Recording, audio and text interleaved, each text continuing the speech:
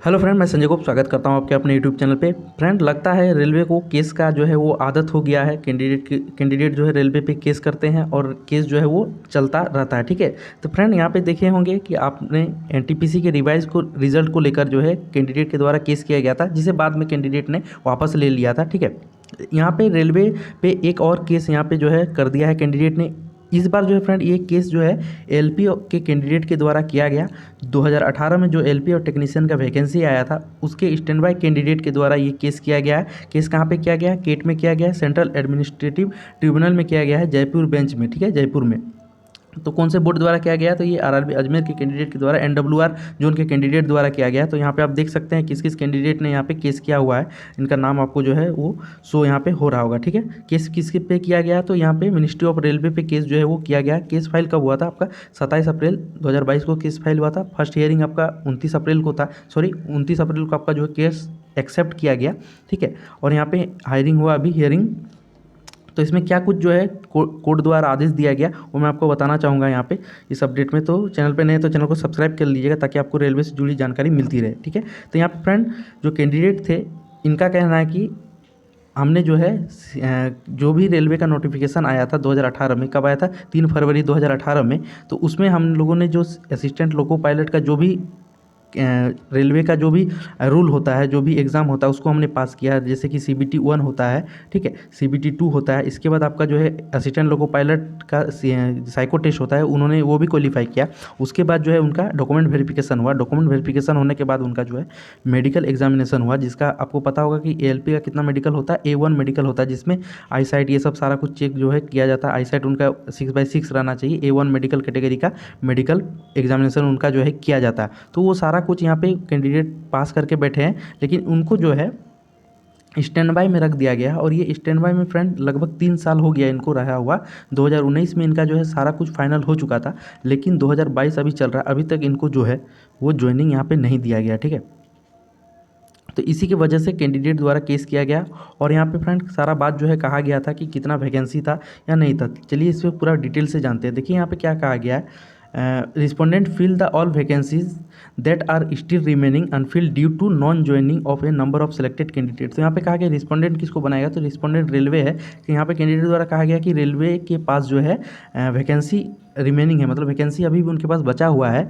जो candidate selected candidate जो join नहीं किए हैं, उसके जगह पे जो सीट बचा हुआ उस सीट पे जो है हम स्टैंड बाय कैंडिडेट को जो है वो लिया जाए। ठीक है, तो यहाँ पे कहा गया क्या? The applicant claim that there was 799 vacancies of assistant loco pilot in the north western railway which was later increase to 1057। ठीक है, तो फिर यहाँ पे जो आपका 799 पोस्ट के लिए आया था, जिसमें 1057 जो है बाद में उसको बढ़ा करके 1057 कर लिया गया। ठीक है, the applicant have come to know that there are still 83 such post remaining unfilled due to non joining of selected candidate however. ठीक है, तो यहाँ पे फ्रेंड कहा गया है कि अभी भी जो है 83 कैंडिडेट जो कैंडिडेट सिलेक्टेड थे एलपी में, उन लोगों ने ज्वाइन नहीं किया, जिस कारण वो सीट जो है वो बचा हुआ है। लेकिन रेलवे उस सीट पे जो है स्टैंड बाय कैंडिडेट को नहीं ले रहा है, इस वजह से इन लोगों ने जो है केस किया हुआ है। तो आगे यहाँ पे क्या कहा है, रिस्पोंडेंट क्या दिया है?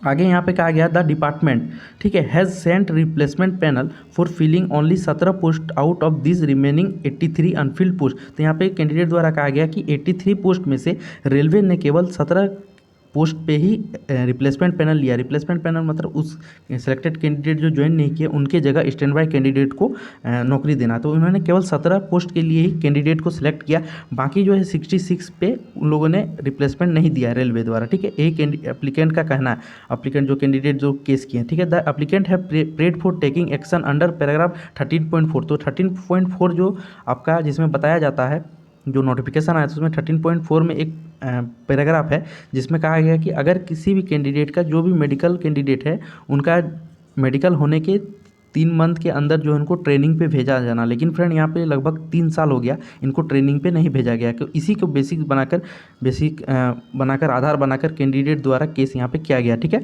For preparing for replacement panel out of the same selection process to fill the remaining non joining vacancies which will give the applicant a fair chance for getting selected. यहाँ पे कहा गया कि उसी सीट को, रिमेनिंग सीट आपके पास जो बचा हुआ है, जो 66 आपका रिमेनिंग सीट बचा है, उस पर जो है स्टैंड बाय कैंडिडेट को मौका दिया जाए। ये कैंडिडेट द्वारा यहाँ पे प्रे किया गया किट में। ठीक है, आगे यहाँ पे क्या गया, the respondent have replied denying the claim made by the applicant. तो यहाँ पे रिस्पोंडेंट है रेलवे, उन्होंने जो है इस क्लेम को, जो कैंडिडेट क्लेम किए हैं 13.4 का, उसको यहाँ पे डिनाई कर दिया, मतलब उनको उन्होंने मना कर दिया, ठीक है। It is stated that have sent requisition of 17 candidate way by way of asking for replacement panel since they do not require any more position to be filled. तो यहाँ पे रेलवे द्वारा कहा गया कि 83 में से 17 कैंडिडेट का ज़रूरत था, जो हमने रिप्लेसमेंट उसके लिए हमने मांग लिया है, ठीक है। और हमें अभी जो है कैंडिडेट का ज़रूरत नहीं है फिल करने का, हमें ज़रूरत नहीं है फिल करने का, इसलिए जो 66 का जो पोस्ट बचा हुआ है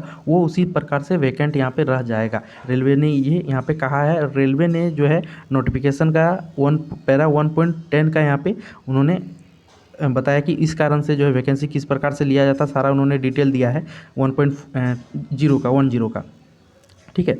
तो यहाँ पे फ्रेंड कुछ इस तरह से बताया गया सारा कुछ।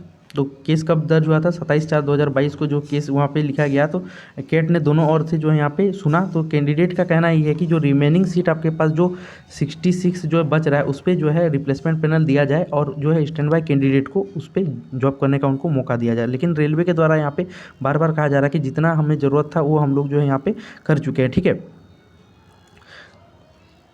हुई देयरफॉर डायरेक्ट, तो यहाँ पे फ्रेंड कैट का आदेश यहाँ पे चौथा पॉइंट पे आप देख सकते हैं, हुई therefore direct to the respondent, मतलब रेलवे रिस्पोंडेंट है, not to fill the remaining 66 candidate, ठीक है, 66 vacancies which the respondent have themselves claimed they do not need to fill following the selection process consequent to notification dated 3/2/2018 annexure A3 till a final decision is taken on this OS। तो यहाँ पे court द्वारा railway को ये आदेश दिया गया है कि जो 66 का रिप्लेसमेंट पैनल बाकी है इसको जो है तब तक वैकेंट, ये सीट जो है तब तक वैकेंट रखा जाए जब तक कि इस केस का जो है फाइनल डिसीजन नहीं आ जाता, ठीक है।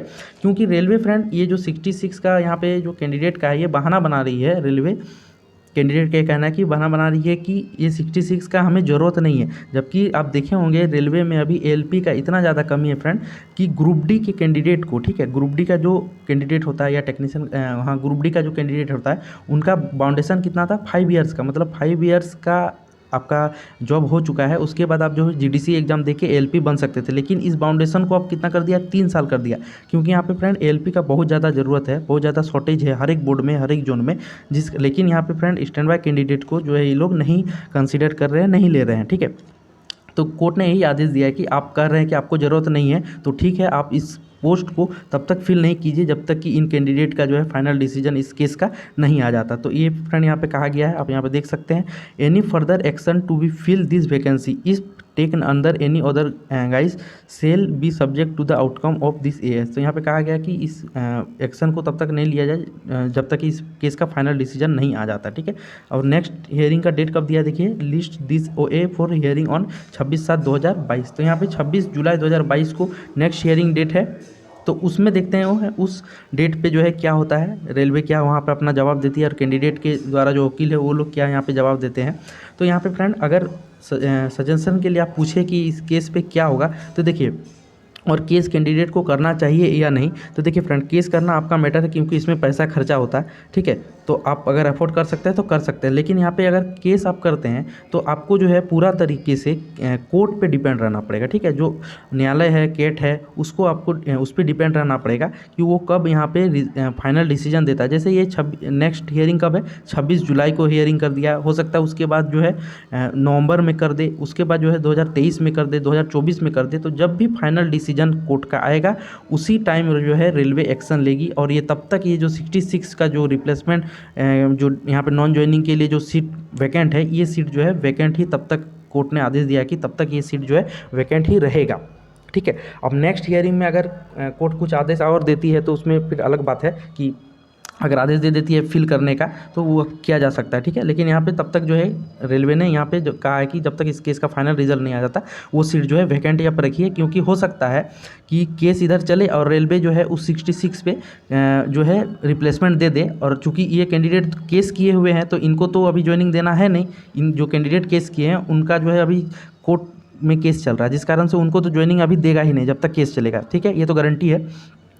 तो इसी बीच हो सकता है रेलवे इस 66 का जो पोस्ट जो अभी वैकेंट है 66 पोस्ट, समझिएगा अच्छा से, ये जो 66 पोस्ट अभी बचा हुआ है तो इस पे हो सकता है कि दूसरा कैंडिडेट को ले ले या इस पे रिप्लेसमेंट पैनल जारी कर दिए, इसी वजह से कोर्ट ने इसको रोक दिया, अभी 66 को फिल करने से मना किया। हो सकता है रेलवे इस पर फिल कर दे, इस सीट को दूसरे कैंडिडेट से भर दे, और जब ये कैंडिडेट केस जीत जाते हैं, मान के चलिए कि ये कैंडिडेट नवंबर में केस जीत गए 2022 में, ठीक, तभी उस टाइम रेलवे बोलेगा हम तो इस सीट पे कैंडिडेट को ले चुके हैं, रिप्लेसमेंट हमने दे दिया, तो अब हम जो है नया सीट कहाँ से क्रिएट करेंगे। तो इसी बदमाशी से बचने के लिए जो है फ्रेंड यहाँ पे कोर्ट ने कहा है कि 66 का जो है आप वैकेंट रखिए, जब इसका फाइनल डिसीजन हो जाएगा उसके बाद जो है आप जो है इस पर एक्शन लीजिएगा कि आपको क्या करना है, तब तक के लिए इस सीट को वैकेंट रखिए। तो अगर यहाँ पे कहा जाए कि फ्रेंड केस करना चाहिए या नहीं, देखिए तो उसमें जो है पैसा खर्चा होता है, वकील का खर्च है, तो वो आप देख लीजिएगा, लेकिन आपको अगर केस करते हैं आप तो आपको कोर्ट पे पूरा तरह से डिपेंड रहना पड़ेगा।